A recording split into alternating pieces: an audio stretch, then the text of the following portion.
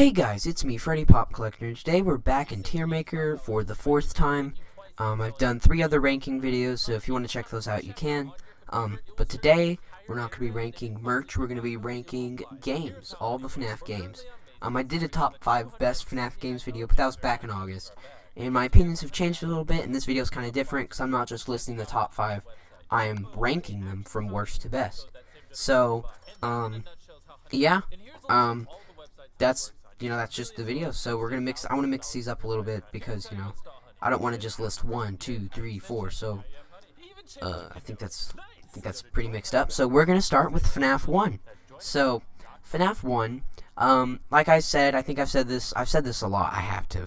FNAF 1 was not a bad game. I play it occasionally, but this game is probably the most mediocre to me. Like, whenever I think about this game, I don't love it like some other games, and I don't despise it like some games. This is the one game where I'm just chill with, and when I think of it, I don't think of anything negative, but I don't really think of anything positive. I just kind of know it's a game that exists. It was the first, so I appreciate it for that. The animatronics had really good design. It nailed the atmosphere. I think this game has great atmosphere. The music tones, the ambience sound.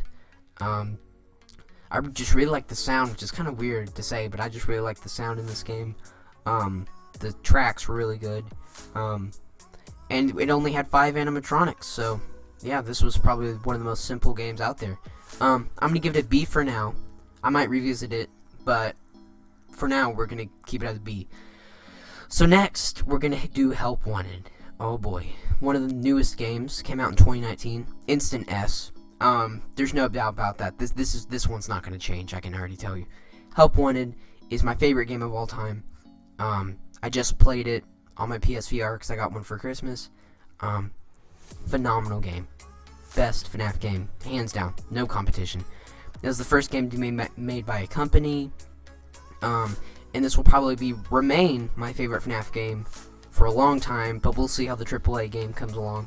But the animatronics in this game were great. The levels were great. The lore was great. Glitch Trap was so cool. I have really good memories from this game. All of my favorite minigames were there, like the Funtime Foxy from Sister Location. I really enjoyed that. Night Terrors was really fun as well. What else did I really like? I really liked the recreations of FNAFs 1, 2, and 3. I actually liked playing through all 3 of those better than the originals. The only thing I didn't like about the game, I had 2 problems with it. They were very minor, but FNAF 2, only the toy animatronics would come after you, not the Wizards.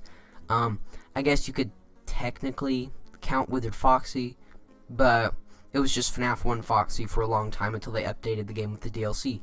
Speaking of the DLC, Curse of Dreadbear was amazing as well. It only added to my love for it. I played through Curse of Dreadbear more than I played through the actual game because I love Pirate Ride, and I really like the FNAF 1 remakes and Curse of Dreadbear as well. And Dreadbear, one of my favorite characters, and also really love this game introduced Jacko Foxy or Grim Foxy or whatever you want to call him. But if Curse of Dreadbear was an actual game, it'd be an A, because obviously it's not as great as the actual game, but it's great for DLC. Next up is FNAF 3. And FNAF 3 is one that I feel like is very hated on for no reason. A lot of people would probably have it at C, maybe even a D, but I'm going to put it at an A because I really love this game. This is probably my favorite of the original 4. We'll get into I'll rank the first 4 in a minute when we get to 2 and 4, but Windows update has crashed. Oh man. But Springtrap looked really good. Springtrap looked the best in this game than he's ever looked, because he's appeared in VR, AR, and Ultimate Custom Night FNAF 6 since, but this is the one where he looks the best in my opinion. The Phantoms, another really overlooked group of animatronics in the FNAF community. I really enjoy the Phantom animatronics. Even if none of them are original, they're all just reused models from FNAFs 1 and 2. But they add like this dirty texture, but that's for the lore to figure out, to see if that has any lore significance at all, because the character would have had to see in FNAF 2 and FNAF 1 animatronics to have those hallucinations, so Yeah, but the atmosphere in this game is also really cool as well. This is actually one of the few FNAF games that still has a creepy vibe to me, because whenever you're a FNAF fan as long as I am, the games get kind of numb on the scariness, but this one is still the only one that kind of creeps me out a little bit, kind of makes me uncomfortable when I play it. You know, the music, when Springtrap comes to get you and it's like, worm, you know what I'm talking about. But yeah, Phantom Freddy walking across the window, oh, that's intimidating as well. Yeah, this was also the first game to have vent cams, and still the only one to have vent cams. I really wish Ultimate Custom Night had vent cams, but we'll get to that when we get to that. FNAF World, another one that I feel like is very overlooked. A lot of people like to hate on this game for no real reason. Like, people will say FNAF World is bad, and they don't really give any reason. I think this game is good. It's not bad. It's not great. I'm gonna leave it at a B for now.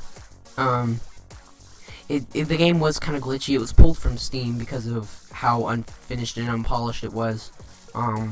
But the game, I know I have it. It's in my computer and I play it all the time. I just recently replayed it in December. It's a great game. It really didn't do anything for the lore. Like, every single other game had some sort of lore significance.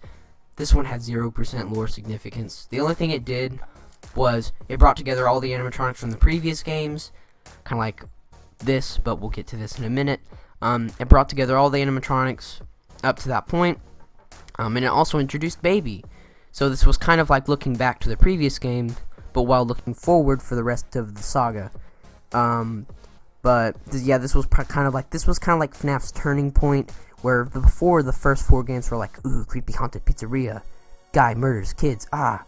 But now in this game, it does a complete 180, and then sister location, there's voices now, they can talk now. FNAF 6 Remnant, Michael, all this kind of gives a more, you know, I don't know how to say it, like sci-fi vibe after this. Like, it went from haunted ghost story to sci-fi robot thing. So yeah, this was when that change happened. And yeah, the designs of the animatronics, they made them cute. RPG style game. Also had cameos from Chipper and cameos from the Desolate Hope, which was nice. Scott did that for the true fans who remember his previous games. I can't say that I am one, but I have, played his other games, and they're quite okay. Oh boy, Freddy in Space 2. I don't like this game. I really don't. I'm really tempted to give it a D, but you know what? I am gonna give it a D. Actually, I don't. Oh, I just don't like this game. Where do I start? The actual gameplay, it's all in 8-bit, which I don't really like, or it's 16-bit actually. But I just didn't like it. It had 0% lore significance. I understand that this game was made for Matt Pat's charity stream. That alone is, I can kind of wall this off. It's kind of this was supposed to be Into Madness. This was going to be Into Madness, and if it was, I probably would have been even more disappointed in it than I am. But I don't hate it. Like, I don't hate any of Scott's games. All of them are good. But the reason why I don't like this one is mostly because of how different. Like, FNAF World was different, but it was a good different. This different was a bad different. That's just my opinion. But at least FNAF World, like, it was interesting to play. I enjoyed playing it. I enjoyed playing all these. Like, if someone says, go play FNAF, I'll be like, okay, I'll go play one of those games. But if someone says, play Freddy in Space, I'll be like, aw, do I have to? I don't want to. That's the only game where I feel like that. But I also didn't like the designs of the animatronics. I don't think I need to go into full detail there. But yeah, we're just gonna move on. Ultimate Custom Night. So, whenever a FNAF game releases, I either instantly love it or I instantly hate it. FNAF VR, when it released, I instantly loved it. When Ultimate Custom Night released, I instantly hated it. Could not stand this game when it came out. And that's because I was really disappointed in it. I thought it would have been, I think my hopes were too high for this one. Like, FNAF VR, I didn't really know the concept of what a FNAF VR game looked like, and so my expectations were kind of small, and it blew my expectations out of the water. But Ultimate Custom Night, I expected there to be, 80 cameras, and, all these different show stages, like 3 different show stages, and we finally would have got to see the kitchen cam and like 3 different hallways, and seeing like 60 animatronics in the vent cams, just complete chaos. But sadly, that didn't happen. There were no vent cams, there were no show stages, and half the animatronics just spawned in the office. So yeah, I think my hopes were too high for this one, but it's not a bad game. It's probably on the same level as World in 1. I'm gonna leave it at a C for now, surprisingly. This isn't a game that I revisit a lot. Like this one story, like every FNAF game story is kind of complex. Even Worlds has like this whole find the clock thing. But Ultimate Custom Nights is kind of straightforward. You can figure out the lore in just a couple voice lines. If that makes sense, but yeah. So next up is FNAF 6, Pizzeria Simulator. Again, this was a game when it released. I loved it. I didn't hate this one. I instantly loved it. One of my favorites. If FNAF VR didn't exist, it would definitely be my favorite. That's not a lot of what a lot of people think. Again, like FNAF 3, a lot of people don't like this one that much, and I see the criticisms. I understand why. A lot of people didn't like The Office. It was kind of a downgrade from Sister Location, not gonna lie. Not that much free roam, mobility. It's kind of like a rinse repeat cycle, like the first 4 games, where you salvage an animatronic, pizzeria, and then Office. But I really like this game because I have really good memories with this game. It's still my favorite ending of any game ever. It was sad, and it was epic. It was an epic ending. And I really liked it a lot. Animatronic design, Molten Freddy, Lefty, Scrap Baby, Rockstars, Mediocres, all excellent. The only one I wasn't a fan of is Crap Trap, but it's grown on me. But when it released, I didn't like it. For a long time, I thought this game was connected to the books instead of the games, because of, Springtrap being called William Afton, and I thought William Afton was only in the books for like a year. So yeah, I was kind of dumb. But yeah, you never know. It could be the books. What do we know? We don't know, Scott. You could have intended this. All these games are in the book universe. We just don't know. But next is Sister Location. Sister Location is basically FNAF 6 to me. When I think of 6, I think of Sister Location and vice versa. They're very similar. They have kind of the same cast of characters. Every character that's in Sister Location is in 6, except for Lefty. Puppet is not in Sister Location, but every other character is. William Afton is, Baby is, Funtime Freddy, Ballora, Funtime Foxy are. I think Henry might be mentioned, I'm not sure, but yeah. Sister Location, the designs were great. They all had this kind of like white, purple, pink kind of colors. This game very focused on the kind of the dark colors. This one really focused on the greens. 2 was very saturated. 6 was kind of saturated as well. And VR kind of focused more on the dark color scheme as well.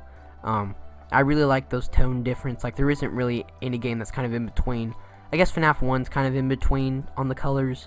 But 3, VR, and Sister Location are really dark and kind of like, kind of depressing, I guess.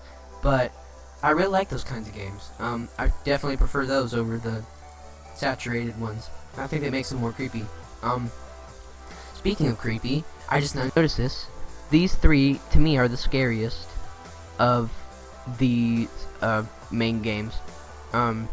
3 is still creepy to me to this day. This one, the jump scares still get me. None of the other jump scares get me except for these 2. The Sister Location jump scare scream was the best, but FNAF 6 jump scares were kind of just, they were just really good. This was also the first game to have voice acting. Very nice, bold move. Scott went there, and I'm glad he did, because the series has been improving ever since. Every character is starting to get a voice. We'll get to that in a minute. But, yeah, this game was great. Nothing else to really say. Every character who had voices in this game did a great job. Every main character had a voice except Funtime Foxy, but she got his voice in Ultimate Custom Night. But, yeah, something else I didn't bring up was Ennard. I love Ennard. I love Ennard Molten. I think I would prefer Molten Freddy over Ennard. but that's just my opinion. But Ennard's still really cool, and I really love the Citrus Location Custom Night. That was probably my favorite kind of 20, besides Ultimate Custom Night, of course, but like of FNAF 1's 2020, FNAF 2's 2020, FNAF 4's 2020, this 2020. I really liked Citrus Location Custom Night. I still need to beat that one. That's the only 2020 mode I haven't beat. I've beaten all the other 20s, but not this one. So I need to do that eventually. So now moving on to FNAF 4. I don't really care for this game that much, to be honest. I don't really know what it is, but I think I kind of do. This is the only FNAF game where I feel like it's definitely the most repetitive. Like, FNAF 3 and 2 and they all have these, they have camera systems where like you can go on the cameras, reboot stuff, close doors, flashlights, put on masks, wind up music boxes. But FNAF 4 doesn't have cameras, obviously. It kind of wanted to shy away from that, which I think was a nice move and a good move, but it was the most repetitive. Like, you go to door, you check closet, you check bed, you check door, you check door, you check closet, you check bed. It was just kind of a rinse-repeat cycle, and the one that got on my nerves the most. This one, like, a lot of people say that this one's really scary. I didn't really think the jump scares were that scary in this game. It wasn't that hard either. I think I beat it like maybe, like this 2020 was definitely by far the easiest. I think I beat the entire game on PS4 in like maybe in a weekend. Like, it didn't take that long at all. Just Saturday and Sunday, and I was done pretty much. But it was still a bad game. The animatronics in this game looked great, and this is actually the first game to have DLC, the Jackos. It introduced the Jackos. I really like the Jacko animatronics. And I really like Nightmare Ione and Nightmare Mangle. They have all made cameos since then. Nightmare Mangle, Jacko Chica were in Ultimate Custom Night. Nightmare Ione, Jacko Bonnie, and Jacko Chica were in FNAF VR. And I think they're staples of the series now. I really like the FNAF 4 Halloween. Nightmare BB obviously was a great addition. And so was Plush Trap. So, yeah. Really like those games. The fun with Plush Trap and fun with Blue Boy, they were really cool too. So yeah, FNAF 4. I didn't talk about the mini games in this one. So the mini games in FNAF 4 were way better than FNAF 3's, I think. FNAF 3 was just you play as animatronic, you get taken apart by Purple Guy. It was just the rinse and repeat. The only one I really enjoyed was the Night 5 one where you play as the crying child. But FNAF 4's mini games were, every single one was different. I loved all of them. All of them had some sort of lore significance or something that made them stand out from the rest of them. Of course, I can't go over all of them now because I don't remember all of them. But of course, the one that stands out to me is the Bite. So yeah, FNAF 4. Where I'm gonna leave it at a C, mostly because it's the only one where it gets kind of boring after a while. AR. So AR, despite Pizzeria Simulator and Sister Location instant classics for me, as well as Help Wanted, I hated this one when it first came out. I could not stand this game when it first came out. I absolutely despised it. I didn't want to play it. It came out in November. I didn't even pick up this game until the Christmas update. I just could not stand this game. It was a disappointment to me, kind of like Ultimate Custom Night, but even more so. My high hopes for this were just too much, and I didn't like it at all. But mostly because I didn't know how to play it at first. But I've been playing this one the most out of any game, and I really enjoy it. Freddy Frostbear, I love that addition. I really liked Freddy Frostbear. And they've been updating the game constantly. Toy Bonnie just came out last week. And my past 2 videos have been FNAF AR videos. This is the first video I've made in like a week that hasn't been a FNAF AR video. But yeah, I've gotten every single animatronic so far that they've released, and I'm gonna try to keep that up. But yeah, they also give voices to characters that didn't have voices before. Like Freddy got a voice finally. Springtrap got new voice lines, and he sounds more British, like he was in Sister Location. And recently, the most controversial voice was Toy Bonnie, who sounds like he's straight up from Alvin and the Chipmunks. So yeah, I'm gonna leave this one as a B. It could go up to an A. It still has a lot of potential, a lot of characters that need to be added. Doc was actually doing an interview with the CEO of Illumix. So I'm gonna go ask a question on his Twitter. He said later this week he's gonna do a Twitter post where he wants us to submit questions, and I have a few questions that I want the CEO to answer. So yeah, last game, FNAF 2. So FNAF 2, like I said, I wasn't really a part of the fan base when the first, second, and third came out. So you know, I played this one quite a bit. This one also has kind of a repetitive cycle. You check you check the 3 lights, you wind up the box, and then you check the 3 lights again, and then you wind up the music box again. It's very repetitive, but the cameras in this night were really cool. I really like the cameras in this game. And this game also has my favorite animatronic design. Every other game has some animatronic that I'm not really a big fan of. Like 3, obviously the Phantoms could have had a little bit more work put into them, and they were just kind of reused models. On FNAF 4, I didn't really care for Nightmare. I feel like Nightmare needed to be explained more, and his design was just kind of weird to me. And FNAF 1, Golden Freddy was kind of strange to me. He was just recolored Freddy. I feel like they could have added a little bit more lore into his design. But FNAF 2 is the only game where I like every single character, and every single character's design I just absolutely love. And so yeah, this also introduced the Freddy Fazbear mask. It was a mechanic where you put on the mask to avoid animatronics from killing you, and that was a pretty cool mechanic. So yeah, we got the basic ranking here. It looks pretty even. I'm just gonna go through one more time, take one last look. VR 3, the FNAF VR is good. This row is good. I'm gonna switch these around. I'm gonna put FNAF 3 down here. I'm gonna put AR up here. Mostly because AR still has potential. But if that doesn't work, I might switch these around. But it all depends what happens with FNAF AR in the future. FNAF AR could literally be a FNAF game that's updating for, I don't know, maybe 1 or 2 years. We don't know. This game could be still updating when the movie comes out. We just don't know.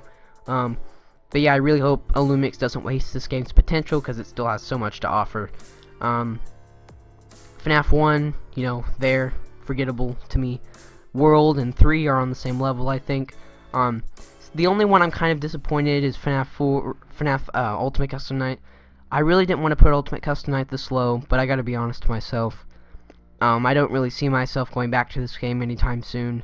The only games I'll probably ever completely replay are 6, Sister Location, and probably 3 and 2. This is probably the only game, because you know, you don't really beat this game. The only way you can really beat it is to beat 50/20 mode, and I'm not doing that. That's the only one I refuse to beat. Sister Location Custom Night, I'm all for that. I will try that at some point, but this one, no, I'm not even gonna touch that. Maybe someday, but not anytime soon. So this is I'm happy with this. This is my ranking. I know some people are gonna kind of disagree with me, so feel free to tell me your favorite game in the comments. You know, actually, tell me your top 5. Tell me your top 5 favorite games in the comments, because I feel like if I say just your favorite, it's only going to be like between 2 games. So tell me your top 5 favorite games in the comments, guys, because I'm curious to see your opinions, and see if I'm just a weirdo with what games I prefer over others. So yeah, thank you guys so much for watching, and I'll see you guys in the next video. So yeah, I'll see you guys later this week. Bye.